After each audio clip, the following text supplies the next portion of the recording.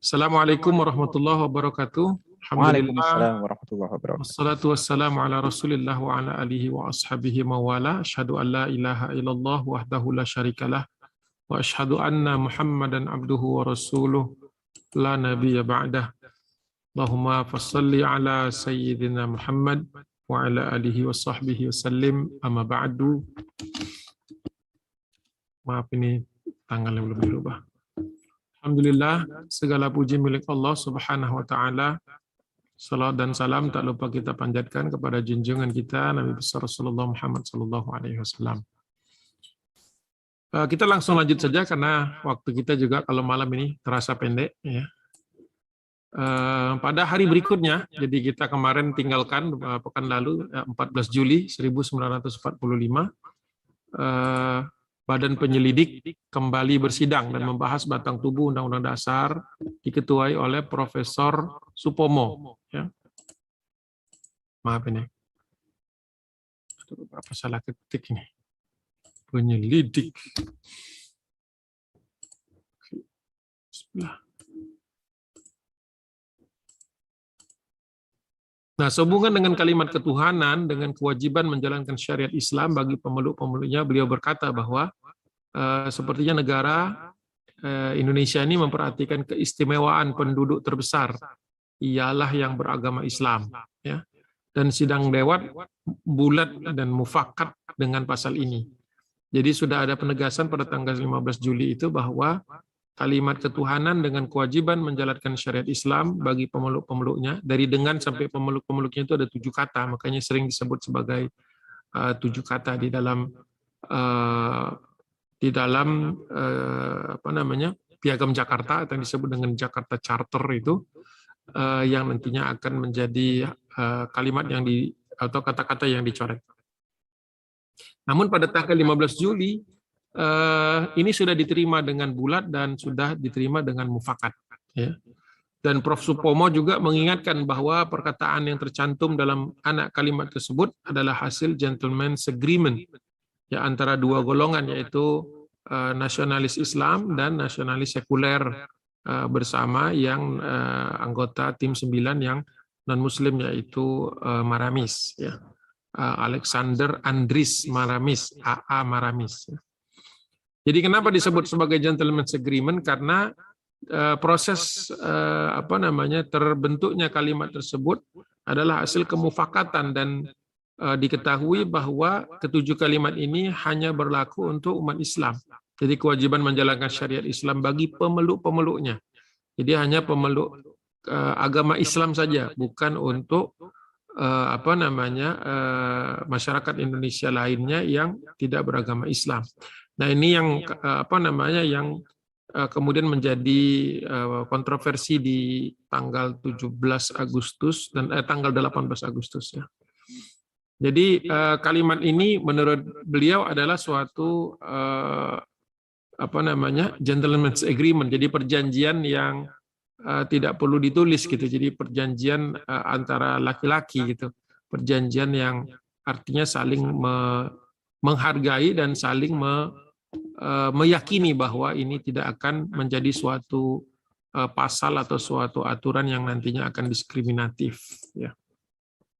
Nah, lanjut beliau mengatakan, makanya Prof. Supomo ini mendapatkan suatu dianggap sebagai suatu pandangan yang paling tengah menurut Haji Endang Saifuddin Ansori ya, dalam bukunya, judulnya apa tadi bukunya itu? Oh, ini dia. Judulnya Piagam Jakarta 22 Juni. Ya. Jadi Haji Endang Saifuddin Ansori, Master of Arts, ini bagian dari buku ini adalah hasil tesis master's degree-nya dia di McGill. Ya. Jadi beliau mengatakan bahwa pandangan Prof. Supomo ini mungkin paling tengah di antara pandangan-pandangan tokoh-tokoh yang ada di Badan Penyelidik. Ya. Beliau mengatakan bahwa artinya kita sudah capai kompromi,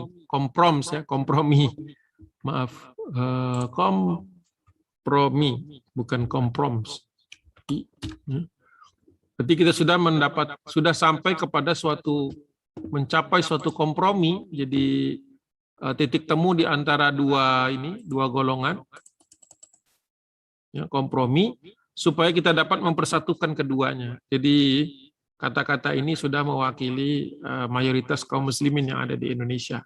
Maka kedua belah pihak tidak boleh, ya, kedua belah pihak tidak boleh menghendaki lebih daripada apa yang dikompromikan.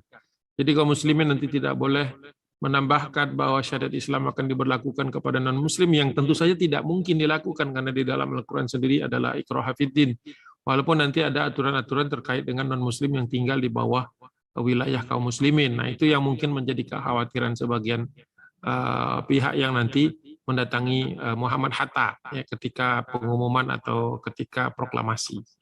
Ya. Tapi di situ sudah jelas bahwa Prof. Supomo juga memahami bahwa yang sekuler, muslim sekuler maupun yang non muslim itu juga tidak boleh memaksakan kehendaknya bahwa apa kekhawatiran akan adanya perlawanan atau penolakan atas kalimat tersebut. Jadi sampai di sini sebenarnya sudah cukup maksimal panitia 9 itu, dan kemudian ketika dirapatkan lagi di BPUPKI, di Badan Penyelidik, bahwa sebenarnya proses pemerasan dan kompromi itu sudah maksimal. Ya. Ini yang mungkin kita harus akui bahwa ketika nanti ada perubahan itu, perubahannya tidak mengakomodasi atau tidak memperhitungkan betapa sulitnya mendatangi kompromi itu atau mencapai kompromi tersebut. Ya. Nah, kemudian perdebatan selanjutnya setelah itu adalah usul dari Raden Abdul Rahim Pratalikrama. Ya, agak susah saya nyebutnya juga di waktu diketik itu. Pratali itu di bukunya Haji Endang Saifuddin Ansori pakai Y, Pratali. Ya, Krama ini adalah utusan dari Sumeneb, dari Madura. Beliau mengusulkan bahwa kepala negara atau presiden Republik Indonesia hendaknya orang Indonesia yang asli, berumur sedikit-dikitnya 40 tahun dan beragama Islam. Jadi ini follow up dari bahwa ada kewajiban untuk menjalankan syariat bagi pemeluk-pemeluknya. Dan karena mayoritas negara Indonesia itu dipersepsikan sebagai mayoritas kaum muslimin pada waktu itu 90-95% kurang lebih, maka menurut Raden Abdul Rahim Pratalikrama waktu itu, ya Pratali-kromo ya mungkin nyebutnya, itu haruslah presidennya itu beragama Islam. Ya. Nah, kemudian diingatkan oleh Prof. Supomo bahwa hal itu tidak menghormati Piagam Jakarta. Nah, ini mungkin logika yang beliau bangun adalah karena waktu itu penduduk Indonesia itu kan 95%-nya sudah beragama Islam, maka siapapun yang akan dipilih nanti sangat besar kemungkinannya yang terpilih adalah seorang Muslim. Jadi tidak perlu disebutkan lagi bahwa syarat itu beragama Islam. Nah, disinilah kemudian terjadi perbedaan pandangan yang cukup tajam nantinya, karena ketika diserahkan kepada proses pengambilan suara voting, ya, maka nanti ada kemungkinan di kemudian hari atau di masa yang akan datang bahwa nanti yang terpilih bukan orang yang beragama Islam. Itu yang menjadi concern wakil-wakil Muslim, walaupun sebenarnya di panitia 9 itu kalah satu suara kalau voting, ya. Jadi waktu itu yang mewakili yang mewakili kaum muslimin itu kalau kita lihat di susunan ini, di susunan panitia 9 itu hanyalah Abi Kusno, ya, Cokro Suyoso, ini dari tokoh Partai Syarikat Islam Indonesia, kemudian Abdul Qahar Muzakir dari Muhammadiyah, Haji Agus Salim dari Partai Penyadar, kemudian Abdul Wahid Hashim dari Nahdlatul Ulama. Sedangkan 5 lagi dari panitia 9 itu mulai dari Soekarno, Hatta, Maramis, kemudian Ahmad Subarjo sampai Muhammad Yamin, nasionalis non-Islamis, jadi nasionalis yang cenderung pandangannya itu sekuler atau non-Muslim. Jadi ada 4 Islamis, 4 yang sekuler, 1 non-Muslim. Itu susunan dari dari panitia 9 yang dibentuk dari anggota Badan Penyelidik Usaha Kemerdekaan Republik Indonesia. Ya. Jadi waktu itu menurut Prof. Supomo, walaupun dia bukan bagian dari panitia 9, tapi ketika diflorkan lagi disampaikan ke hasil pemikiran panitia 9 itu ketika diflorkan lagi ke ke badan penyelidik, kemudian ada beberapa tanggapan. Jadi menurut beliau tidak perlu ditulis karena itu berarti tidak gentleman's agreement, karena yang non Muslim pun menerimanya bukan atas dasar suatu hal yang tertulis yang sekiranya nanti mereka mengkhawatirkan adanya terjadi diskriminasi. Ini logikanya agak berat juga ya. Saya sempat lama juga tadi tertegun bahwa ini diskusi-diskusi yang mendalam waktu itu. Ya. Kemudian kembali usulan bahwa presiden itu harus beragama Islam tahun 1945, ini usulannya Raden Abdul Rahim Pratalikrama, itu didukung oleh Kiai Haji Maskur dari Nahdlatul Ulama. Beliau adalah pendiri PETA, Pembela Tanah Air. Kiai Haji Maskur ada di badan penyelidik, tapi bukan di tim 9. Dia mengatakan bahwa pembelaannya itu, kalau di Indonesia sudah ada kewajiban menjalankan syariat Islam, maka presidennya juga harus Muslim. Karena logikanya waktu itu, logika beliau, dan itu mungkin nyambung buat kita, bahwa kalau ada kewajiban menjalankan syariat Islam, maka presidennya juga harus yang mengerti tentang syariat Islam. Karena presiden, logika yang diangkat oleh Kiai Haji Maskur, kalau presidennya bukan Muslim, maka dia tidak akan menjalankan hukum Islam itu dengan seksama dan tidak bakal diterima oleh golongan Islam. Makanya perlu dibuatkan klausul itu harus diterima, klausul yang diusulkan dari anggota badan penyelidik dari wilayah Sumeneb. Jadi ini terjadi suatu tarik dan ulur ya.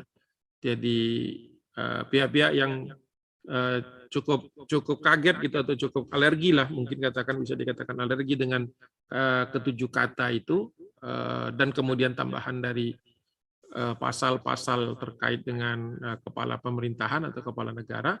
Ini kemudian melihat bahwa usulan ini akan menjadi sesuatu yang tidak menguntungkan buat mereka.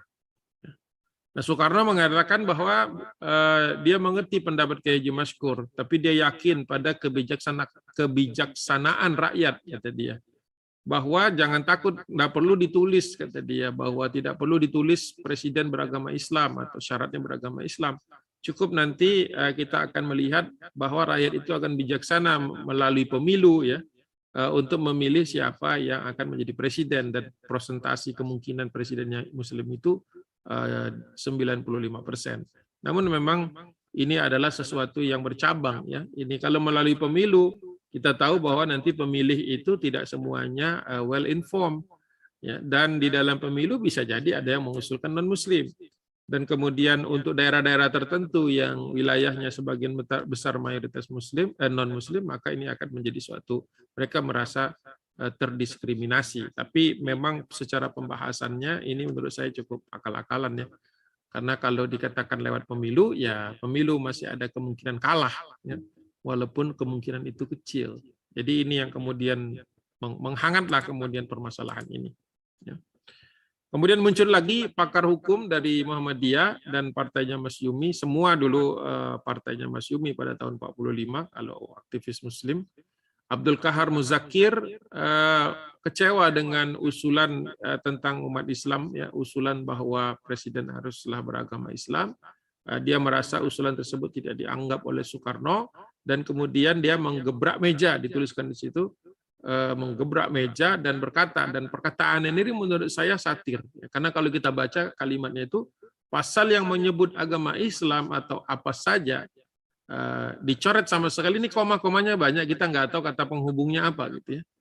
Jika mungkin ya, misalnya jika dicoret sama sekali, maka jangan sampai ada hal itu, jangan sampai ada pencoretan, itu satu. Tapi setelah saya baca lagi, karena kemudian nanti lebih clear lagi ketika didukung oleh pihak yang lain, bahwa ini yang dimaksud adalah kalau pasal yang menyebut agama Islam atau apa saja yang berkaitan dengan Islam itu dicoret, sebaiknya dicoret saja sekalian, gitu kata dia.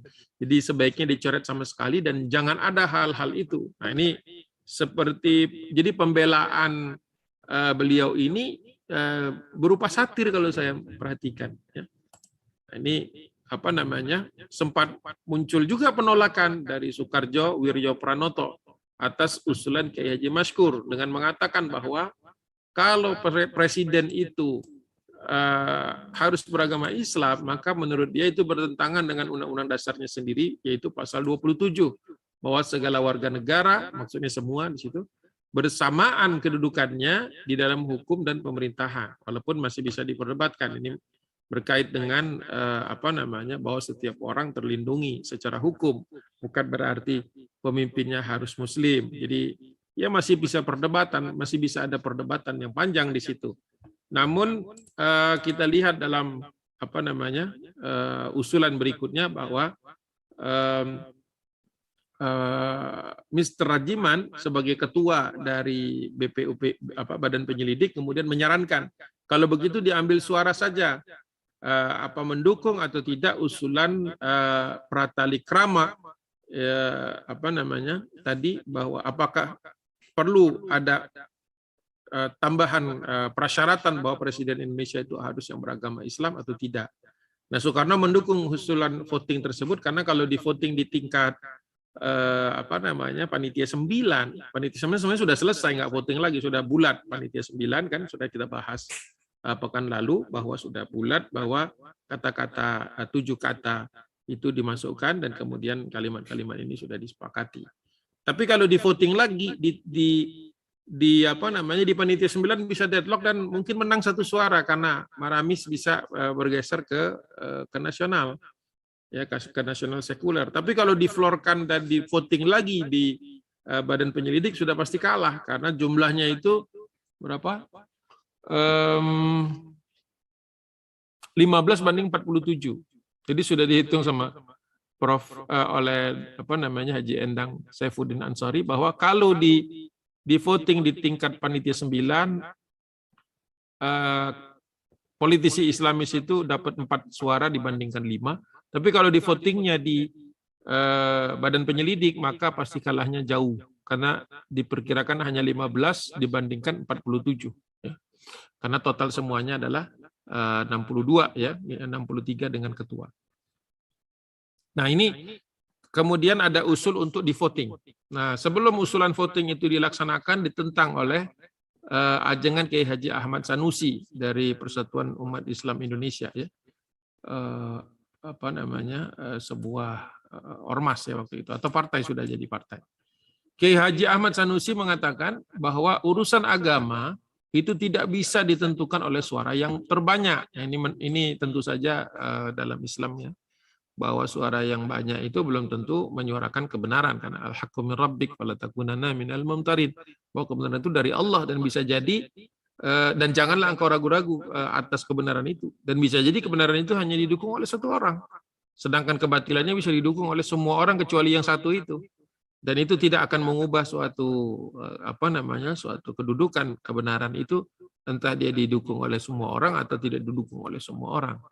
Jadi argumentasi beliau itu masuk akal, bahwa agama bahwa Islam itu juga mengatur kenegaraan, dan agama Islam tidak, dan agama pada umumnya tentu saja tidak bisa ditentukan oleh suara terbanyak. Jadi kalau menurut beliau mau milihnya itu bukan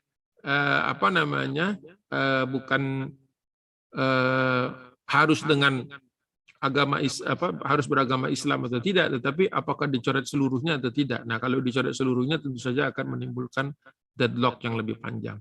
Jadi Kiai Haji Ahmad Sanusi mengatakan memilih usulan Kiai Haji Maskur atau Abdul Qahar Muzakir.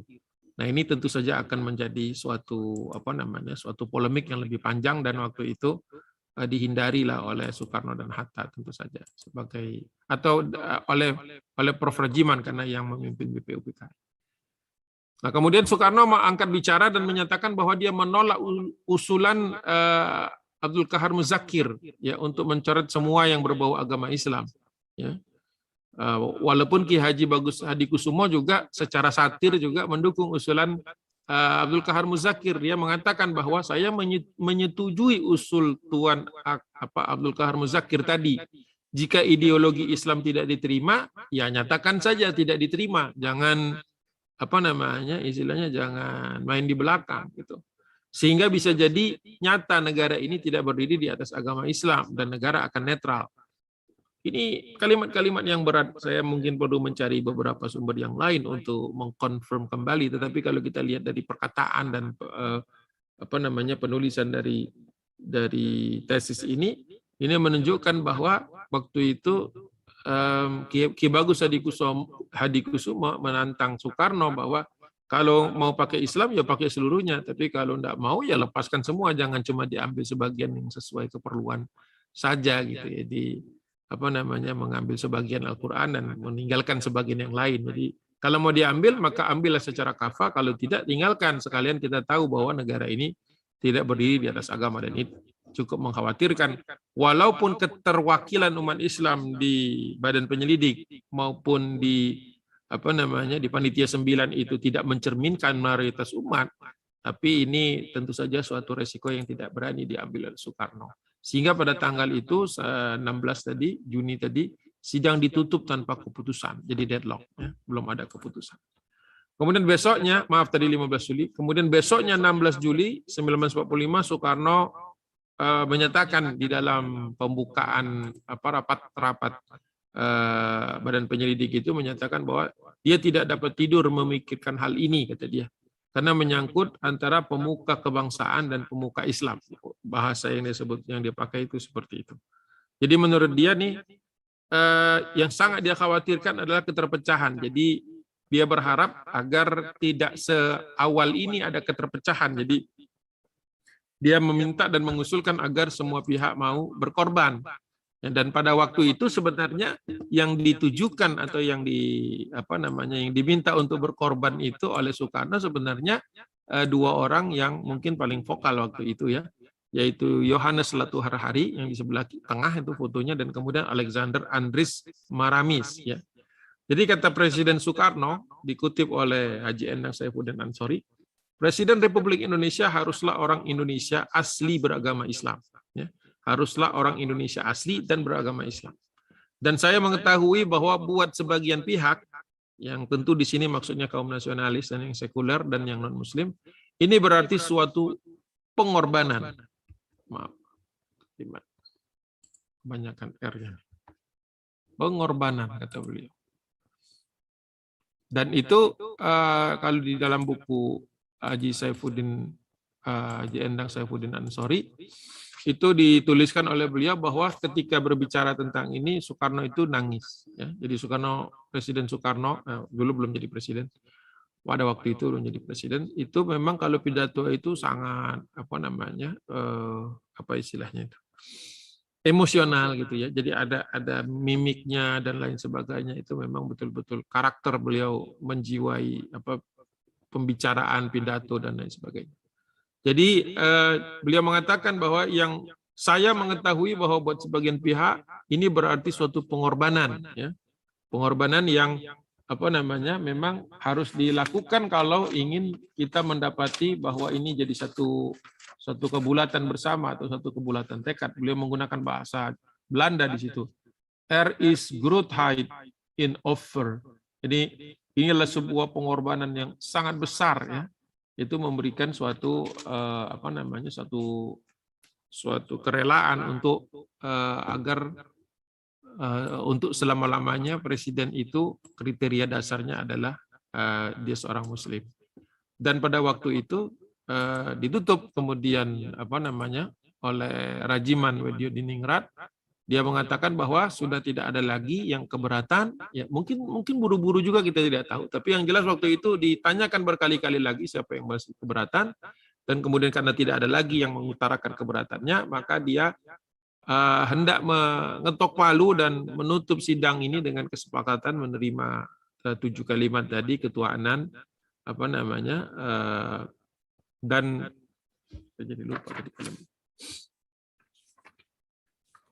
Bahwa Presiden Indonesia itu haruslah orang Indonesia asli ya, berusia 40 tahun dan beragama Islam, sekaligus 7 kata dari Piagam Jakarta. Dan waktu itu salah satu pengesahannya adalah mempersilahkan semua peserta yang sepakat, yang tidak ada lagi keberatan untuk berdiri. Jadi waktu itu dimerintah untuk berdiri sebelum diketok palu. Orang yang terakhir berdiri di antara peserta yang ada di dalam ruang sidang itu adalah Muhammad Yamin. Dan dia juga adalah salah satu di antara panitia 9. Dan banyak yang menafsirkan bahwa duduknya dia paling akhir, paling lama, dan berdiri paling terakhir juga itu ya, itu adalah mungkin masih berat dia menerima, walaupun dia seorang Muslim dan berasal dari Minangkabau. Nampaknya keputusan yang Islamis ini tidak menjadi pilihan beliau. Wallahu a'lam bishawab. Rajiman kemudian mengulangi kembali. Jadi saya ulangi, kata dia, undang-undang dasar ini kita terima dengan sebulat-bulatnya, dan akhirnya betul-betul diterima. Bahkan di situ ditambahkan akan ada pihak-pihak yang bertepuk tangan. Jadi siapa yang bertepuk tangan kita tidak tahu, tapi ini adalah suatu kebulatan di tingkat badan penyelidik. Jadi setelah selesai di panitia 9, dikembalikan ke badan penyelidik dan disepakati oleh badan penyelidik tanpa satu orang pun yang menyatakan keberatannya. Nah, menurut Haji Endang Isa Ansori, Saifuddin Ansori, bukan Isa ini. Memang ada juga yang namanya Isa Ansori, tapi bukan. Saifuddin Haji Endang Saifuddin Ansori itu namanya. Bentar saya full screen kan lagi. Jadi analisis dari beliau, Haji Endang Saifuddin Ansori, bahwa perbandingan pandangan politik di badan penyelidik itu 15 lawan 47. Ya. Jadi kalau diflorkan di BP waktu itu pastinya kalah. Namun alhamdulillah tadi ajengan Kiai Haji Ahmad Sanusi dari Jawa Barat ya mengusulkan bahwa untuk urusan agama tidak boleh di voting, ya tidak bisa diputuskan melalui suatu voting, harus ada kemufakatan. Kemudian kalau di panitia 9 tadi perbandingannya 4:5, dan ini beliau kemudian sebutkan nama-namanya, ditulis ya. Di panitia 9 itu kan ada Soekarno, ada Hatta, kemudian Alexander Andries Maramis ya, ini Muhammad Hatta, kemudian Abi Kusno Cokro Suyoso, ini yang dari PSII, kemudian Abdul Qahar Muzakir, ini dari Muhammadiyah, Haji Agus Salim dari Partai Penyadar, kemudian yang saya blok, yang saya tebalkan ini Abdul Wahid Hashim, ini dari NU. Ini hanya 4 orang yang ada di panitia 9. Sedangkan Soekarno, Hatta, Maramis, kemudian siapa nih? Ahmad Subarjo dan Muhammad Yamin, ini adalah yang dari pihak yang nasionalis, yang sekuler. Dan kalau diflorkan juga waktu itu tentu saja akan menang 1 suara. Tapi alhamdulillah di dalam rapat-rapat panitia 9 maupun badan penyelidik, keputusan-keputusan itu diambil secara mufakat. Ya, jadi kebulatan tekad atau kebulatan pandangan dari peserta semuanya. Jadi sampai di sini kita menemukan bahwa Piagam Jakarta itu dengan kewajiban menjalankan syariat Islam bagi pemeluk-pemeluknya itu merupakan satu hal yang diterima ya, yang diterima dan kemudian disepakati di rapat tanggal 15 Juli 1945 ya. Nah, kemudian terjadilah, kita tahu peristiwa yang mengenaskan itu terjadi, dimulai dari kekalahan Jepang ya. Jepang bertekuk lutut lebih cepat daripada yang diduga. Tadinya kan Jepang itu akan baru menyerah di akhir 1945 ya, bulan Desember. Namun Amerika Serikat kemudian menyerangnya dengan bom atom, diledakkan di Hiroshima tanggal 6 ya, 6 Agustus. Kemudian setelah itu di Nagasaki tanggal 9 kalau tidak salah. 9 ya. Biru. Iya, 6 dan 9. Nah, kemudian setelah itu terjadi percepatan karena Jepang kemudian menyerah kepada sekutu tanpa syarat.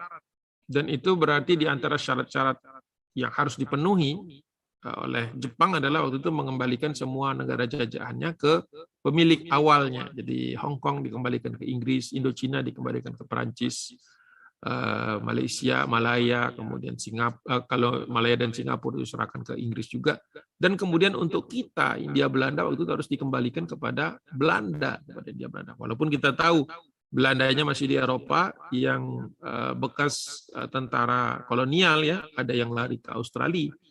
Tapi kita melihat bahwa ini kalau tidak segera dimanfaatkan waktunya, bahkan sampai Presiden Soekarno diculik oleh sebagian pemuda-pemuda sosialis kerengas dengklok itu ya. Tapi kita tahu memang kita sepakati bahwa proklamasi itu harus dilakukan secara cepat karena berlomba dengan waktu kembalinya Belanda yang pastinya mendompleng sekutu, dan kita tahu kekuatan sekutu bukanlah suatu kekuatan yang bisa dianggap remeh walaupun kita punya semangat untuk berjuang fisabilillah. Nah, kemudian tanggal 12 Agustus, ada yang mengatakan 7 Agustus, ini tergantung nanti versinya, BPUPKI dibubarkan dan diganti dengan PPKI, Panitia Persiapan Kemerdekaan Indonesia, dan tidak semua anggotanya itu kemudian pindah ke sana.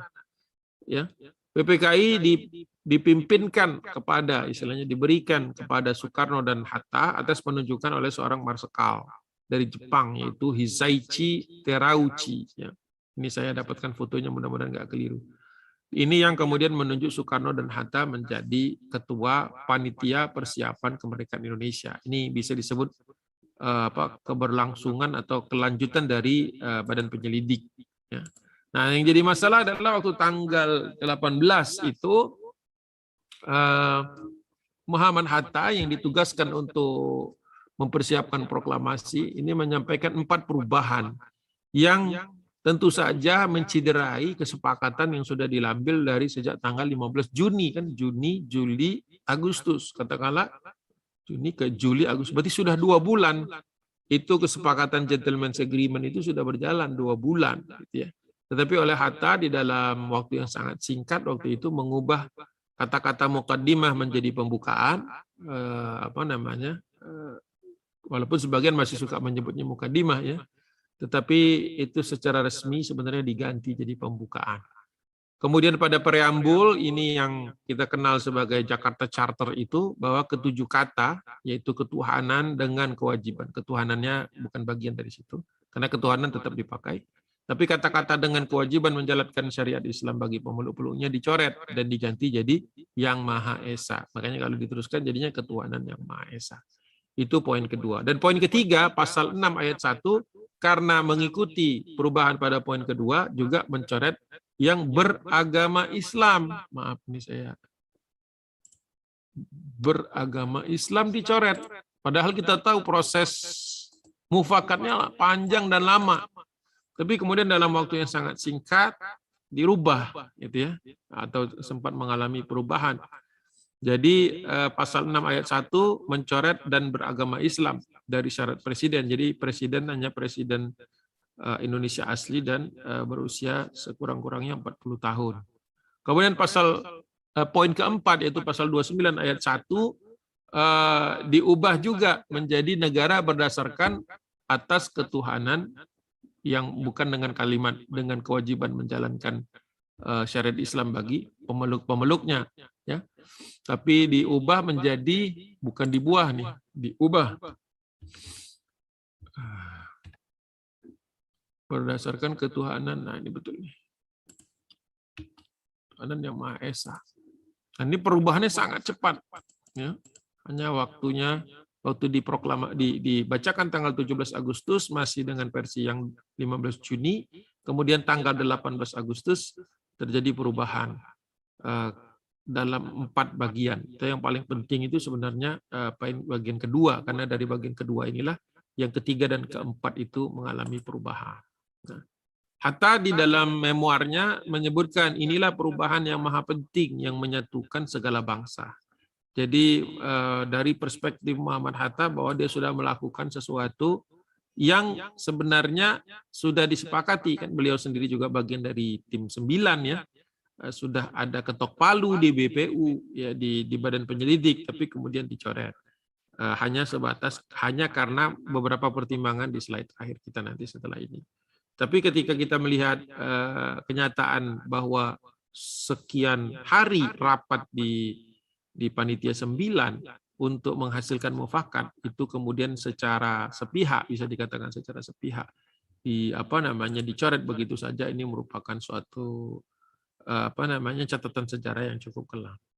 Jadi Soekarno dalam hal itu kemudian membela Hatta dengan mengatakan bahwa nanti kalau kita sudah bernegara di dalam suasana yang lebih tentram, jadi alasan Soekarno adalah waktu itu dalam kondisi sekutu sudah hampir mendarat dan perang tidak terelakkan, maka pembahasan tentang dasar negara, tentang 7 kata itu sebaiknya ditunda. Jadi kalau menurut pendapat Soekarno, nanti kalau kita telah bernegara di dalam suasana yang lebih tentram, ini saya copy paste ya, atau saya salin dari sini dari bukunya Endang Saifuddin Ansori, kita akan mengumpulkan kembali MPR dan akan membuat undang-undang yang lebih lengkap dan sempurna. Maksudnya diperdebatkan lagi atau ditinjau kembali. Tapi kita tahu setelah tahun 45, 46 kita belum mendapatkan pengakuan dari Belanda. Belanda masih mengulur waktu ingin menciptakan suatu federal, kemudian tatanan federal, struktur federal ya dalam bentuk Republik Indonesia Serikat, kemudian memunculkan negara-negara boneka. Dan bahkan tidak cukup dengan itu, Belanda juga menyerang kita dalam agresi pertama dan kedua. Jadi memang akhirnya dari tahun 45 sampai tahun 49, berarti 4 tahun itu terbengkalai. Ya, nanti ketika masuk tahun 50, 51 dan 52 itu dengan kabinet parlementer itu kabinetnya jatuh bangun sehingga tidak pernah sempat ada waktu untuk kembali membahas apa yang sudah ada. Bahkan waktu itu dibutuhkan suatu mosi integral agar Indonesia keluar dari serikat, jadi keluar dari Republik Indonesia Serikat, keluar dari federal yang di bawah Belanda ya, dan kemudian dikenal sebagai mosi integral yang dipimpin oleh Perdana Menteri waktu itu Muhammad Nasir, Buya Nasir.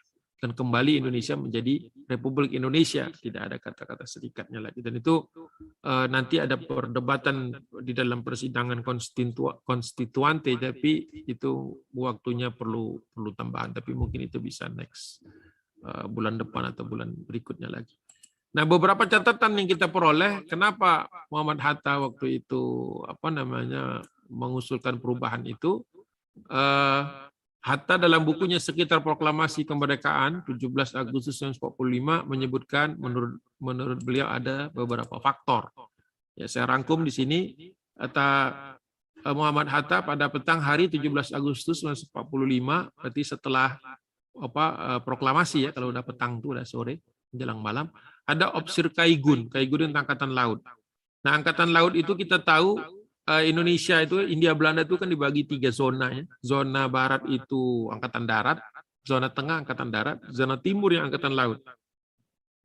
Jadi kenapa opsirnya dari Kaigun, dari angkatan laut? Karena ini mewakili dari wilayah Indonesia Timur. Yang startnya itu kalau di di Jawa itu dari Bali sampai Nusa Tenggara Timur. Terus kalau di atas itu di utara itu dari Sulawesi, Borneo tidak masuk ya. Jadi Sulawesi, kemudian Maluku sampai ke Papua. Itu yang disebut dengan wilayahnya Kaigun kalau di Indonesia. Wilayah timur, ya pembagiannya itu seperti itu. Jadi dia mendatangi Hatta dan menyampaikan pesan bahwa wakil Protestan dan Katolik di wilayah atau di bawah wilayah Kaigun, ini saya sebut timur supaya ingat, itu berkeberatan atas ketujuh kata tadi. 7 kata yang disepakati di dalam Piagam Jakarta. Ya, ketuhanan berdasar jadi lupa saya. Dengan kewajiban melaksanakan syariat Islam, menjalankan syariat Islam bagi pemeluk-pemeluknya. Itu keberatan. Jadi ada keberatan dari wakil atau golongan Protestan dan Katolik yang berada di wilayah timur.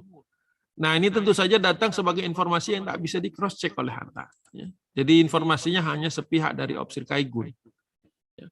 Dan opsir ini yang juga Muhammad Hatta ketika ditanya lagi di dalam buku tersebut tidak berhasil menyebutkan siapa namanya. Jadi juga cukup misterius. Jadi karena untuk sesuatu yang cukup besar beliau tak ingat siapa nama opsirnya itu, gitu ya. Jadi tidak bisa di cross check lagi dan apakah ada orang Jepang yang kemudian betul-betul ada, apakah betul-betul orang tersebut eksis ada gitu ya, ataukah itu hanya suatu pertemuan yang tidak apa namanya tidak resmi, kita tidak bisa mengetahuinya karena hanya apa namanya Hatta saja. Saya coba cek dulu. Khawatirnya ada namanya di sini. Tidak ada informasi sama sekali tentang itu. Nah, mungkin harus dibuka lagi buku-buku yang lain yang mungkin menyebutkan sebenarnya siapa yang menghadap Hatta. Mereka mengatakan bahwa mereka tahu bahwa ketujuh kata itu tidak mengikat mereka, tapi hanya berlaku bagi umat Islam saja, ya, karena yang terikat kepada syariat Islam. Namun mereka memandang bahwa ketujuh kata itu sebuah diskriminasi terhadap golongan minoritas, apalagi yang terkait dengan syarat presiden bahwa presidennya harus orang yang beragama Islam. Jadi mereka tidak bisa menerima itu. Kemudian Hatta berkata kepada opsir yang dia juga lupa namanya, ya, bahwa itu bukan diskriminasi, dan itu hanya mengikat orang-orang yang beragama Islam. Ya. Bahkan terdapat Hatta juga menyebutkan bahwa di panitia 9 ada Alexander Andris Maramis yang juga menyetujui apa namanya kalimat tersebut. Kemudian opsir itu menjawab pada menyanggah pernyataan Muhammad Hatta bahwa pada waktu itu Maramis bisa jadi belum merasakan diskriminasi. Ya. Dan kemudian karena Hatta sepertinya agak sedikit melawan dari apa yang diarahkan oleh opsir Kaigun Jepang, dan kita ingat bahwa tahun itu walaupun Jepang sudah menyerah melawan sekutu, namun dia masih berkuasa di Hindia Belanda. Sehingga dia kemudian meneruskan tekanannya bahwa jika ketujuh kata itu tidak dihapus sama sekali, ya, kewajiban menjalankan syariat Islam bagi pemeluk-pemeluknya itu tidak dicoret, maka menurut opsir Jepang, opsir Kaigun, opsir Angkatan Laut ini, golongan Protestan dan Katolik lebih suka berdiri di luar Republik. Dan ini apa namanya ya sangat disayangkan karena sudah ada gentleman agreement yang kemudian tidak gentleman, ya, tapi tidak bisa di cross check apa namanya saat itu. Kemudian opsir itu sungguh, dan ini yang mungkin apa namanya yang katanya kalau menurut pengakuan dari Muhammad Hatta di dalam buku tersebut yang sekitar proklamasi kemerdekaan 17 Agustus 1945 itu, ini yang membuat Muhammad Hatta kemudian menjadi apa istilahnya, tergerak hatinya katanya. Jadi bahwa opsir tersebut katanya ingin melihat apa namanya melihat Indonesia itu benar-benar merdeka dan menjadi negara yang bersatu, sampai kemudian dia mengutip kalimat bersatu kita teguh, bercerai kita runtuh. Dan Muhammad Hatta mengatakan bahwa kalimat itulah yang membuat dia tergerak untuk nantinya mengusulkan dan merapatkan lagi agar ini dirubah. Ya. Jadi Hatta terdiam dan kemudian dia menjanjikan besoknya 18 Agustus akan menyampaikan masalah itu kepada panitia persiapan kemerdekaan Indonesia. Itu mungkin babak yang bisa saya sampaikan. Saya tak berani ngomong kalau ini sudah selesai karena memang bukunya masih panjang, tapi paling tidak kita sudah tahu poin-poin pentingnya, walaupun memang ada apa namanya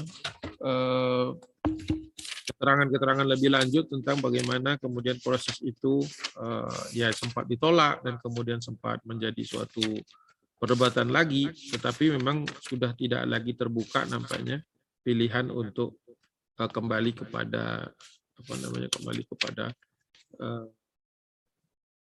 Piagam Jakarta, sehingga kita kemudian mencatat bahwa setelah tahun-tahun Indonesia diakui sebagai negara serikat oleh Belanda tahun 49, kita juga tidak mendapatkan kesempatan untuk membahas ini lagi, apalagi kemudian Presiden Soekarno disibukkan dengan apa namanya apa istilahnya nih, kritik-kritik dari daerah, kemudian berkembang menjadi pemberontakan, ya. Dari sudut pandang orang-orang daerah, ya itu merupakan protes kepada sentral, kepada Jawa. Tapi bagi orang-orang di Republik di Jawa ini dianggap sebagai suatu pemberontakan. Dan akhirnya kita tidak pernah lagi bisa sempat membicarakan ini dalam sebuah wadah yang lebih formal dan memiliki kekuatan yang mengikat. Wallahu a'lam bishawab. Mudah-mudahan apa yang saya sampaikan di malam hari ini masih bisa membuat kita lebih bijaksana untuk melihat melihat Indonesia ini. Dan memang di era Orde Baru waktu itu sudah ada kemufakatan bahwa apa yang sekarang menjadi dasar ya Pancasila, kemudian pembukaan Undang-Undang Dasar 45 sampai ke batang tubuhnya itu merupakan suatu kompromi yang sudah maksimal ya, sehingga tidak lagi ada di kalangan umat Islam permasalahan tentang membahas tentang ketujuh kata yang dicoret itu dan konsekuensi dari pencoretannya. Jadi mungkin ini hanya sebatas kajian sejarah saja, bukan sesuatu yang akhirnya menjadi tidaklah ditujukan untuk menjadi suatu permasalahan atau pengungkitan permasalahan yang pernah terjadi masa lalu. Wallahu a'lam bishawab. Saya melihat belum selesai sebenarnya, tapi waktu yang kita miliki, apalagi nanti mungkin perlu ada tanya jawab, itu kita sudahi dulu sementara ini. Ya. Billahi taufiq wal hidayah. Assalamualaikum warahmatullahi wabarakatuh. Waalaikumsalam warahmatullahi wabarakatuh. Baik Ustadz, terima kasih atas pemaparannya nih Ustadz. Jadi sebenarnya mendadak ya Ustadz ya? Ya, cukup mendadak. Itu perubahannya, bahkan ketika sudah dilakukan proklamasi, sorenya baru diubah gitu ya Ustadz ya? Iya, sorenya baru dapat masukan, besoknya dirubah.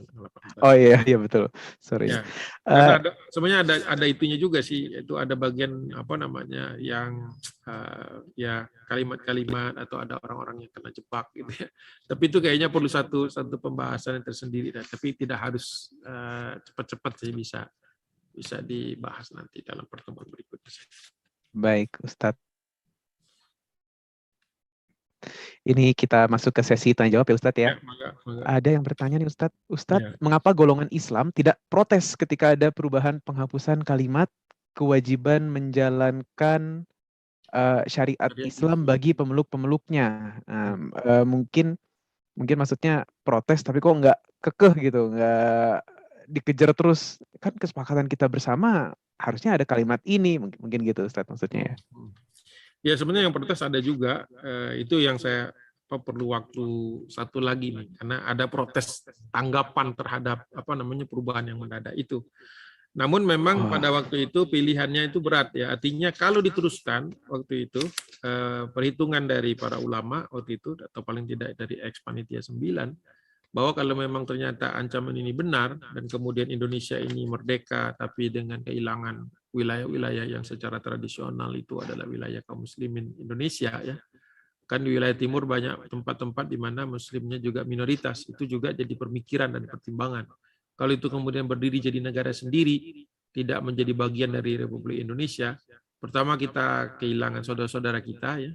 Kedua ada kemungkinan pecah perang saudara.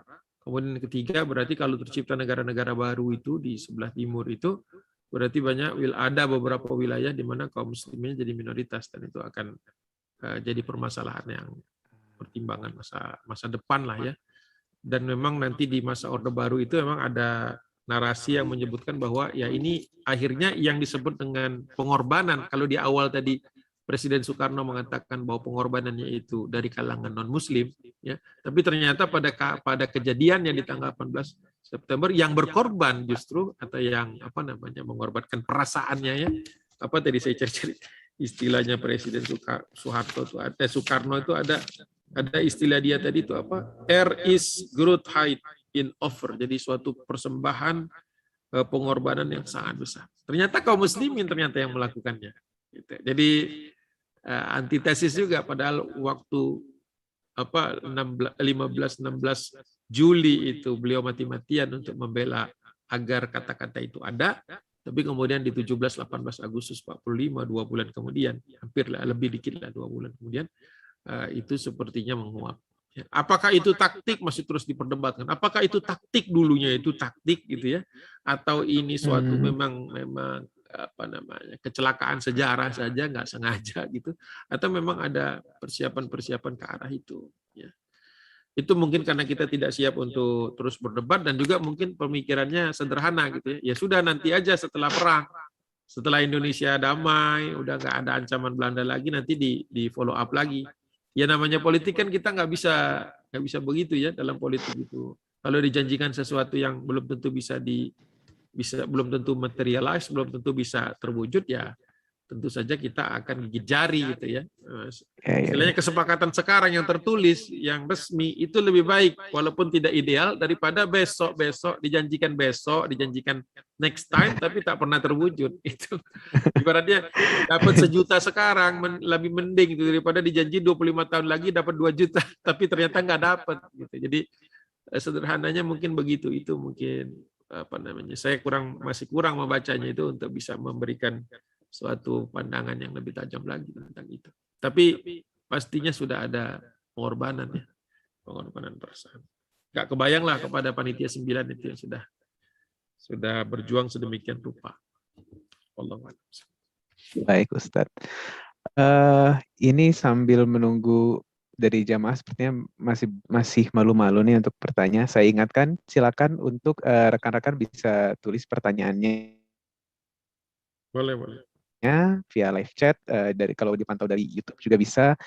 Ini pertanyaan dari saya nih Ustadz. Saya ingat di episode 1, ya episode 1. Ya, jadi itu Ustadz sempat bilang di awal-awal kemerdekaan kan Soekarno dan Hatta ini erat banget ya Ustadz ya. Tapi ketika menjelang akhir kekuasaannya Soekarno, mereka ada perpecahan. Iya, ini perpecahannya ini apakah dalam artian Muhammad Hatta lebih mengarah jadi condong ke Islam, atau sebenarnya Muhammad Hatta tetap nasionalis, hanya saja Soekarno-nya yang sudah membelok dari nasionalis. Itu gimana Ustadz? Mungkin yang lebih dekat dengan kenyataan menurut bacaan saya Majistik itu yang kedua. Jadi Muhammad Hatta melihat bahwa Soekarno sudah mulai condong ya. Kan Muhammad Hatta sempat jadi Perdana Menteri juga kan ya. Tahun 50-an itu, kemudian menjelang tahun 60 lah katakanlah, atau menjelang 60 ya, menjelang 60 Soekarno kan sudah lebih condong dengan bergandengan ya antara PNI dengan PKI gitu ya waktu itu. Walaupun sudah ada kasus pemberontakan PKI di Madiun, tapi tahun 48 itu cepat sekali dimaafkan. 48 mereka memberontak, 50 sudah dimaafkan. 50 itu PKI udah balik lagi. Karena di tahun 55 sudah ikut pemilu lagi, gitu kan? Sudah ikut pemilu lagi, dan waktu itu hasil pemilunya kan cukup mendebarkan buat PKI, karena ternyata Mas Yumi masih kuat gitu ya, walaupun sudah dipecah waktu itu, NU-nya sudah keluar. Seperti itu. Nah, akhirnya kebijakan terutama Nasakom juga ketika memaksakan antara nasionalis agama dan komunis untuk digabungkan, ini juga menyebabkan retaklah Dwi Tunggal, kan orang menyebutnya Dwi Tunggal antara Soekarno Hatta. Ya. Begitu. Tapi untuk lebih dalam lagi saya merasa masih minim sekali untuk memberikan pandangan tentang itu. Tapi bukan berarti Muhammad Hatta. Tapi memang jadi begini sih. Banyak sisi dari Muhammad Hatta ini. Jadi kita nggak bisa nggak bisa jadi satu gitu nilainya. Oke, dia punya pandangan seperti itu di tahun 45, tapi kemudian di kemudian hari dia cukup tegas, termasuk yang cukup paling tegas menghadapi Soekarno. Dan kemudian pemikiran beliau tentang tentang ekonomi, kooperasi dan sebagainya di Indonesia ini banyak manfaatnya untuk bangsa ini. Gitu ya. Jadi kita menilai Muhammad Hatta juga nggak sebagai satu penilaian satu macam saja ya. Kita boleh mengkritisinya ketika dia mengambil keputusan itu di tahun 45, di tahun tanggal 18 Agustus itu. Kita juga perlu adil ketika melihat dia berani tegas menghadapi Soekarno gitu ya. Dan kita juga perlu melihat bagaimana pembelaan beliau kepada perekonomian di Indonesia. Jadi bukan karena satu hal ini kemudian namanya jadi rusak, tentu saja tidak gitu ya. Jadi perlu kita melihatnya secara hati-hati. Begitu mungkin. Baik Ustadz. Ini masih ada pertanyaan lagi Ustadz terkait dengan Soekarno dan Hatta. Jadi mungkin dari cerita Ustadz kan sudah tersirat ya, tapi ini ada yang masih penasaran dengan sudut pandang Ustadz dari buku-buku yang udah Ustadz baca. Ustadz, sebenarnya Soekarno dan Hatta Jadi mereka berdua ini adalah nasionalis sekuler atau agamais yang mendukung Islam. Menurut Ustadz lebih condong kemana ini? Gimana yang tadi Soekarno dan Ustadz, sebenarnya Soekarno dan Hatta adalah nasionalis sekuler ya. Atau agamais yang mendukung Islam. Ya, ini juga nih beda-beda juga ya. Kalau melihat kalau Hatta tadi sudah pandangan saya sudah clear ya bahwa beliau ini memang dikelompokkan oleh banyak penulis bahwa beliau sekuler pandangannya. Tapi tadi banyak juga pemikirannya dan teori-teori yang beliau kembangkan itu bermanfaat untuk negara ya, dan terutama di sektor ekonomi ya. Itu yang menurut saya penting harus digarisbawahi. Tapi kalau Soekarno memang punya track record bahwa walaupun beliau pernah menjadi murid dari Cokro Aminoto gitu ya, namun kita melihat bahwa memang dalam beberapa kali kesempatan gitu dalam posisi-posisi yang berseberangan dengan kepentingan umat ya. Karena PNI sendiri kan dari tahun 30-an itu sudah ya diskusinya tentu saja jauh dari Islam gitu, sampai harus dikritik oleh Haji Agus Salim, Muhammad Nasir ya. Kritik bahwa nasionalisme yang dikembangkan oleh Soekarno ini ya dikritik oleh mereka ya waktu itu. Kritik itu bukan sesuatu yang tabu. Saling mengkritik di antara bapak-bapak bangsa itu ada sebenarnya, jadi bukan sesuatu yang tabu. Jadi kita tidak perlu menjadi bermusuhan hanya karena kritik gitu ya. Jadi kritik itu ya pandangan gitu ya. Pandangan ya diterima, orang kan tidak semua orang bisa sepakat sama kita. Jadi kritik dasarnya adalah waktu itu tadi Haji Agus Salim bahwa kalau Soekarno mengembangkan nasionalisme tanpa agama, ya, maka dia akan menghadapi sebuah negara yang nantinya agresif lah, istilahnya agresif dan kemudian nasionalistik, chauvinisme, dan nantinya akan berkembang jadi negara yang mencaplok negara lain. Terus apa bedanya dengan Belanda yang mencaplok Indonesia? Itu argumentasi Haji Agus Salim. Sehingga di tahun 30-an kan waktu itu silanya baru 4. Ya, tidak ada ketuhanan. Baru ketika kita bahas kan pekan lalu kan, ketika edisinya Muhammad Yamin, dasar negara versinya Soekarno, itu baru muncul ketuhanan. Padahal dalam diskursus mereka nggak pernah ada.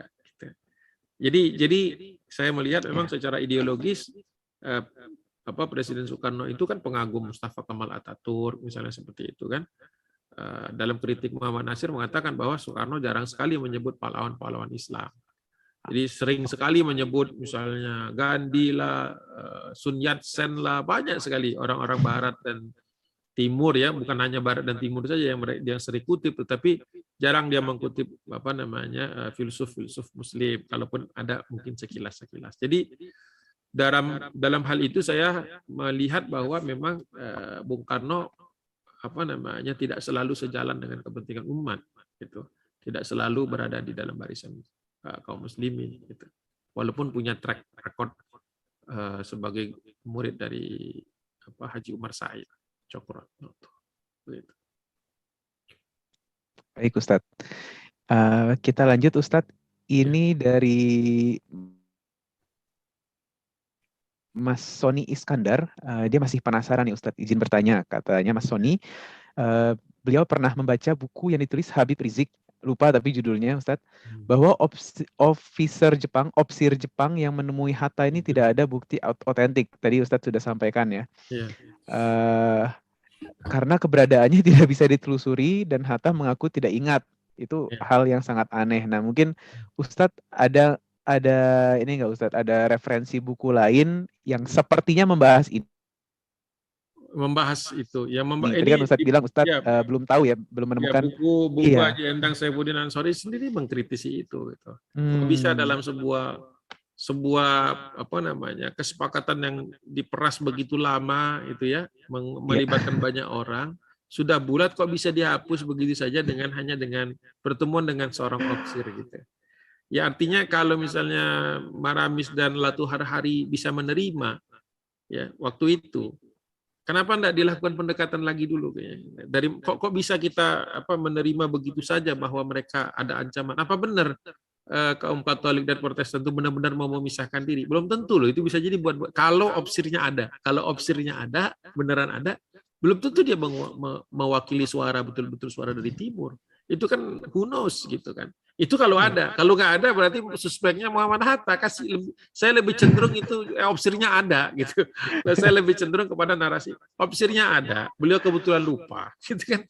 Tapi opsir ini nggak mewakili realita. Itu lebih safe gitu. Ketimbang mengatakan jangan-jangan opsirnya nggak ada, itu berarti kan sama saja kita meragukan Muhammad Hatta. Saya juga dalam posisi nggak seberani itu gitu. Ya karena beliau kan integritasnya terjaga gitu, orangnya sangat prinsipnya sangat bagus, hidupnya bersahaja, nggak, mohon maaf ini dalam banyak hal nggak kayak Soekarno lah tentu saja, ya dengan kehidupan flamboyannya kita kan tahu bagaimana Presiden Soekarno gitu kan, bertolak belakang. Ya Muhammad Hatta walaupun punya catatan di dalam hal yang tadi, tetapi beliau ini pribadinya pribadi yang dan menurut saya pribadinya lebih baik, atau kalau pribadinya lebih baik daripada Soekarno. Ya jadi kesopanannya dan macam-macamnya. Walaupun ya itu pilihan Bung Karno memang beda kan, dibesarkannya juga beda gitu kan, kehidupannya beda itu dengan Muhammad Hatta yang artinya masih dibesarkan di lingkungan Muslim itu ya. Itu walaupun dia tidak jadi Islamis tapi dibesarkan di lingkungan. Sedangkan Soekarno kan sibuk sana kemari gitu ya dengan sekolahnya, dengan ininya ya. Apalagi kalau bahas episode beliau di Bandung, kita malu ceritainnya gitu kan. Apa namanya? Ya nggak usah dibahas lah kan. Aib nggak perlu dicerita-ceritain. Wah, ada Bandung undercover ya ini Ustadz ternyata ya. Oh, enggak undercover itu. Baca saja buku itu apa namanya, baca autobiografinya yang dituturkannya kepada Cindy Adams. Cuman orang mengatakan kok percaya pada Cindy Adams. Ya Bung Karno enggak, waktu bukunya dirilis, waktu mau diterbitkan dikasih lihat ke Bung Karno. Bung Karno enggak, malah ketawa ngelihatnya, seneng. Ya. Jadi enggak pernah ini enggak benar buat saya. Berarti Presiden Soekarno sudah membenarkan bahwa itu sudah versi waktu dia ngobrol sama Cindy Adams. Baca Cindy Adams, ngeri. Ibu-ibu jangan baca ya. Wah Ustadz, ini biasanya kalau dilarang gini malahan penasaran Ustadz. Iya, harus baca. Okay. Ada bukunya, cuman saya malas bahas itu. Iya. Oke, baik Ustadz. Tadi saya terhenyak gitu ketika ada statement Ustadz yang kurang lebih bilang yang sedikit itu bisa jadi benar gitu. Jadi kita intinya adalah belum tentu yang banyak itu yang benar. Jadi kurang lebih ada statement yang seperti itu ya Ustadz ya. Itu saya jadinya menyambung ke oh iya benar juga, berarti dasar negara kita di mana demokrasi, musyawarah untuk mufakat sebenarnya itu adalah sesuatu yang Islami ketika memang dilandaskan kepada Al-Quran gitu ya Ustaz. Oh, tapi iya, kalau misalnya yang banyaknya itu yang tidak baik kan jadinya ya betul. Pedang bermata dua. Baik. Ya. Ustadz ini ada pernyataan celetukan. Pernyataan ya, ini dari Mas Ferry Aksis nih.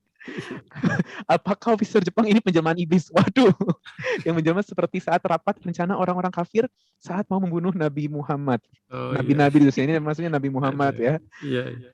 Kita nggak pernah tahu sih. No comment saya, gimana mau komen itu, nggak bisa. Memang betul ada peristiwa itu di zaman Nabi. Dan memang betul ada opsir yang kita nggak tahu sampai sekarang. Tapi kalau itu kan dua kebenaran, dua keadaan ya, yang belum tentu nyambung gitu kan, belum tentu correlated gitu. Ini kalau di ujian pernyataan 1 dan pernyataan 2 benar, tapi tidak berhubungan. Iya. Baik Ustadz. Oke, teman-teman masih ada pertanyaan lain kah? Kita masih punya sisa waktu 4 menit. Silakan kalau masih ada pertanyaan. Oh ya, tadi ada satu fakta yang saya baru tahu dari Ustadz pas di awal-awal slide. Ternyata pendiri peta itu adalah ulama ya Ustadz ya? Oh iya. Kiai Haji Mashkur. Iya, kan logikanya tuh begini. Waktu Indonesia dijajah oleh atau didatangi oleh Jepang, itu kan Jepang kan melakukan pendekatan kepada ulama kan. Tahun 1939 itu beberapa ulama dari MIAI, Majelis Islam A'la Indonesia, dulu kayak wadah politiknya itu didirikan tahun 37. Waktu itu sebagai salah satu desakan para ulama kepada Hindia Belanda. Nah, Jepang sebelum masuk ke Hindia Belanda sudah tahu nih, ngalahin Belanda itu sebenarnya sederhana, asal dia tidak dapat dukungan dari umat Islam. Nah, gimana mengalienasinya, mengalienate umat Islam dari Belanda, di Hindia Belanda. Ya. Nah, memisahkannya tentu saja mengambil hati umat Islam, kan? Nah, mengambil hati itu waktu itu siapa yang representatif? Nah, memang NU Muhammadiyah semua itu berkumpul di bawah MIAI namanya. MIAI, Majelis Islam A'la Indonesia. Itu diundang ke Tokyo, ke Kobe selama 1 bulan untuk mendatangi semacam muktamar Islam sedunia yang nyelenggarain Jepang. Ada opsirnya bisa bahasa bisa bahasa Arab. Kemudian ada juga yang mendirikan masjid di Jepang. Kemudian ada juga perwira tingginya yang masuk Islam karena pernah dinas di Turki. Ini datangin di sana. Tapi ulama ngerti kok, ini semua cuma istilahnya entertainment aja. Tapi bermainlah dengan sandiwara itu. Pertama memang kita perlu mengenyahkan Belanda, tapi kita juga perlu mengenyahkan Jepang, gitu kan? Mana yang kalau Belanda waktu itu adalah yang lebih sulit waktu itu, maka Jepang punya potensi ngalahin Belanda. Makanya ketika Jepang masuk, umat Islam tarik diri kan, jadi perang sendiri mereka dan kalah. Nah, setelah kalah kemudian terjadi negosiasi dari 42, 43, 44 sampai 45. Nah, di tahun 43 itu terjadi take and give waktu itu karena Jepang udah mulai agak sedikit kalah, sudah mulai mengalami kekalahan, butuh pasukan untuk menggantikan pasukan dia yang habis. Nah, perlu pasukan lokal. Nah, kata ulama boleh bikin pasukan lokal, tapi harus khas kita. Kalau cuma jadi pasukan-pasukan milisi-milisi biasa, umat Islam nggak tertarik. Tertarik kalau ada simbol-simbol Islamnya, maka kemudian dipadukanlah. Makanya lihat bendera peta yang ada di Museum Peta di Bogor itu kan benderanya bulan sabit. Masalah ada di sini. Coba saya sempat masukin nggak ya di slide. Sebentar loh. Ini kan slide aslinya. Ini kan tadinya sebenarnya saya pakai bagian. Aduh. Bentar. Kok keluar lagi dia? Nah, ini dia. Nah, ini di sini nih ada bendera. Nah, ini benderanya peta. 3 Oktober 1943. Ini sebenarnya saya tuh nantinya kalau ini kan lanjut nih, ini kan berseri. Saya sudah siapin dikit gitu yang lain nih kalau Jepang masuk itu nantinya. Ini MIAI, kemudian di sini ada. Saya udah mengantisipasi pertanyaan berdirinya Hizbullah gitu kan. Bagaimana peran politik pelatihan di Sukamana, kemudian juga ini siaga perang semesta, kemudian fatwa jihadnya Hasyim Asy'ari, Kiai Haji Hadratus Syekh pendiri dan seterusnya. Jadi masih ada beberapa bagian-bagian lain. Krisis TNI gitu, TKR, BKR. Jadi memang ada benang merahnya nantinya gitu dan terus sebenarnya konflik itu terus ada kalau kita bahas sampai 49, 50 itu ya. Sebenarnya banyak konsekuensinya, banyak impact-nya yang mungkin kalau misalnya kita suatu saat nanti sampai kita bisa bahas itu. Baik, Ustadz. Ustadz ini sudah jam 9 tapi ada satu pertanyaan lagi, Ustadz. Boleh, satu aja. Ya, satu aja. Ustadz, boleh sedikit ceritakan siapa yang akhirnya melunakkan Ki Bagus Hadikusumo, salah satu yang keras menolak 7 kata dihapus. Mungkin saya tadi terlewat. Bagaimana tanggapan Ustadz jika 7 kata tersebut tetap goal? Apa benar akan pecah Indonesia ini? Ya, itu pertama memang tidak saya bahas tadi karena kita belum sampai situ. Jadi bukan miss karena memang belum dibahas. Ada kan saya katakan tadi itu kan nanti disampaikan sama Muhammad Hatta, ya dapat pro dan kontra. Nah, terus bagaimana melunakkan Ki Bagus Hadikusumo itu next time kita bahas. Kemudian panjang itu ceritanya, harus ada backgroundnya dulu kenapa beliau begitu dan kenapa beliau akhirnya nyesel juga. Mau ditipu, bukan ditipu sih sebenarnya, di apa istilahnya, dirayu lah, dirayu. Nanti ke situ. Jadi memang masih ada. Dan pertanyaan yang paling bagus sebenarnya sudah ditanyakan waktu itu di sesi 1. Gimana kalau itu tidak dicoret 7 kata itu? Apa namanya? Apakah benar akan pecah? Ya kita nggak tahu. Tapi waktu itu para apa namanya nih para ulama ya kan ulama masih banyak masih hidup semua kan waktu itu dan masih segar gitu ya. Tentu saja sudah memikirkan berbagai macam skenario. Kalau dipaksakan 7 kata itu tidak dicoret, mungkin kita berperang habis-habisan waktu itu dengan Jepang juga. Ya kalau memang benar ya, kalau memang benar. Dan bisa jadi kita juga akan terpecah, bisa jadi. Gitu ya. Tapi kita belajar kepada apa namanya kepada para ulama bahwa mereka tidak berani ngambil resiko itu saat itu. Ya. Bukan nggak berani itu bukan takut, nggak beraninya itu adalah ini resikonya cukup besar. Kalau memang benar ada dan benar pecah, maka bisa jadi yang disalahkan adalah ulama ngotot untuk suatu pasal yang menyebabkan keterpecahan. Jadi juga itu mungkin masuk juga kepada beberapa pertimbangan usul fikih ya, darul mafasid aula min jalbil masalih gitu ya, janbil masalih itu mungkin masuk juga di situ bahwa apa namanya menghindarkan satu mudarat itu lebih diutamakan daripada mengambil suatu manfaat. Dan mungkin saja waktu itu pertimbangannya ya sudah nanti setelah perang kita bahas lagi nih. Tapi sekarang jangan pecah dulu. Jadi mengambil keutamaannya itu bisa jadi pertimbangannya itu kita nggak boleh seuzon juga dengan para ulama. Kok lembek sih, kok nggak keras sih mempertimbangkannya. Sebenarnya cukup keras, tapi pada akhirnya kan harus diambil segera kesepakatan. Mau ngambil suatu resiko yang belum terhitung atau ya udah ini yang penting kebersamaan dulu diikat. Ya kita juga nggak bisa menyalahkan keadaan, toh kita cuma menganalisis saja kan. Ya, udah selesai itu sebenarnya urusan itu bahwa Pancasila sudah. Tinggal masalahnya bagaimana memaknai Pancasila itu supaya tidak disalah tafsirkan. Ya kan apa? Jadi sebenarnya permainannya sudah tidak lagi gimana nih kalau 7 kata dikembalikan, bukan, tapi gimana Pancasila ini benar-benar menjadi pengikat bangsa. Jangan cuma dulu aja dibilang untuk pengikat bangsa, sekarang nggak dipakai untuk mengikat bangsa. Ini bahaya kan? Apalagi ada yang menafsirkan ini seolah-olah mereka yang hanya mereka saja yang bisa menafsirkan Pancasila karena keturunan Soekarno. Itu kan nggak benar. Gitu. Dan sudah dikritik oleh banyak ahli bahwa di awal-awal kan sudah dijelaskan bahwa yang bisa menafsirkan apa namanya Pancasila itu bukan hanya Soekarno, ya Muhammad Yamin juga, gitu kan? Ya para ulama juga, karena memang di dalamnya ada sila-sila yang nafasnya didapatkan dari Islam. Waktu Bung Karno pertama kali mencetuskan Pancasila kan bunyinya nggak kayak sekarang. Berarti dia sendiri juga bermetamorfosis gitu, melakukan peminjaman ide dari umat Islam. Jadi walaupun orang mengenalnya Pancasila dibuat oleh Soekarno, sebenarnya yang dilupakan orang adalah waktu diusulkan sama Soekarno bahasanya belum begitu, tapi melalui proses perdebatan yang panjang muncullah seperti sekarang. Jadi sudah tidak bisa lagi sebenarnya disebut sebagai itu bikinan Soekarno. Kalau sudah tidak asli bikinan Soekarno, kalau asli bahasanya nggak begitu. Dan ketuhanannya tuh di sila ketiga, 3 atau kelima.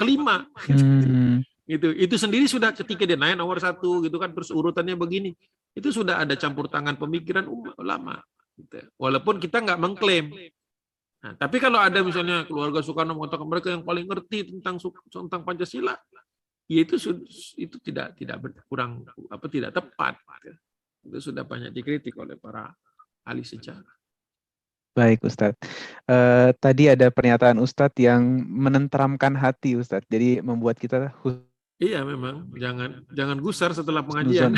Dibalik dengan polemik apapun itu yang terjadi, tapi dibalik apapun itu yang terjadi, sebenarnya para ulama kita saat itu sudah melakukan yang terbaik gitu ya, dan salah satunya mungkin pertimbangan menghindari mudarat tadi ya Ustadz ya, menghindari perpecahan dan ya apapun itu yang bisa terjadi. Baik Ustadz, mungkin penutup dari Ustadz ini kan apa yang sudah terjadi di masa lalu Ustadz. Pelajaran paling penting apa yang kita bisa petik dari peristiwa ini Ustadz? Ya, bahwa kaum muslimin tidak boleh alergi dengan politik. Ya, bahwa umat Islam harus mau dan jangan mau anak-anak muda ini apolitis. Kan sekarang ada kecenderungan katanya anak-anak milenial ini nggak suka politik. Nah, itu berbahaya karena umat Islam dulu saja kita keterwakilan aja sebenarnya masih di bawah daripada. Jadi kan harusnya kan politik itu adalah mewakili demografi lah katakanlah seperti itu. Kalau demografinya umat Islam itu 80%, harusnya memang suaranya 80% lah, atau pengaruhnya 80%. Nah, kalau dia apolitis maka turunlah ini. Padahal kita tahu politik ini kan proses menentukan aturan bersama dan menentukan kebijakan bersama. Yang setuju tidak setuju dia mengikat, karena dia mengikatnya sebagai warga negara. Jadi yang apolitis tetap akan diatur sama produk-produk politik.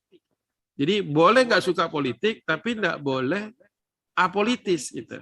Ngerti gimana ya ngomongnya? Jadi dia nggak demen gitu ngomongin politik tuh, nggak suka, dia senangnya bisnis. Oke, silakan. Tapi perlu ngerti bahwa aturan-aturan undang-undang yang terkait dengan usaha itu semuanya dirumuskan, semuanya ditentukan di meja politik atau di majelis politik. Jadi tetaplah support kepada umat Islam yang istiqomah di sana dan menjaga tentu saja nilai-nilai Islam, ya, etika Islam itu tetap harus disupport. Jangan dibiarkan. Jangan sampai nanti politisi-politisi yang tidak peduli dengan maslahat masyarakat yang luas itu mendapatkan popular support, sedangkan politisi-politisi yang lurus nggak dapat support. Itu nanti berabainya bareng-bareng gitu. Boleh Anda apolitik, Anda tidak suka politik, tapi jangan apolitik. Jadi kesel-keselnya sama carut-marut politik, tetap ketika pemilu, ketika ini harus beri suara kepada yang paling representatif. Ya. Jadi saya jadi ngerti ya maksudnya. Nangkap Ustadz. Ya kalau misalnya yang baik-baik nggak peduli sama politik, ya berarti yang ada di atas sana ya yang kurang baik semua jadinya. Iya, jadi representasi dari yang kurang baik atau yang tidak baik itu. Yang kalau orang culasnya semua senang politik, yang soleh-solehnya mundur, kebayanglah kayak apa. Yang dulu soleh-soleh aja maju jadinya begitu, nggak ideal. Ya, gimana kalau yang culas-culas yang maju? Kebayanglah logiknya itu seperti itu.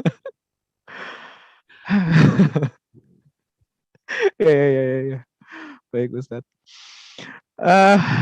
Baik Ustadz, rekan-rekan semua, kita sudah nggak kerasa nih udah jam 9:09. Mohon maaf ternyata molor sedikit ya. Jazakallah khairan katsira Ustadz. Terima kasih juga kepada para peserta yang telah mengikuti kajian ini. Semoga ilmu yang diberikan dapat bermanfaat bagi kita semua, bernilai ibadah, serta mendapat pahala yang luar biasa dari Allah Subhanahu wa Ta'ala. Kami mohon maaf apabila ada kekurangan ataupun salah kata dalam kajian ini. Ustadz, silakan ditutup mungkin doa atau dengan kafaratul majelis. Langsung kafaratul majelis saja ya. Subhanakallahumma wa bihamdika asyhadu an la ilaha illa anta astaghfiruka wa atubu ilaik. Mohon maaf dari saya atas kekurangan segalanya.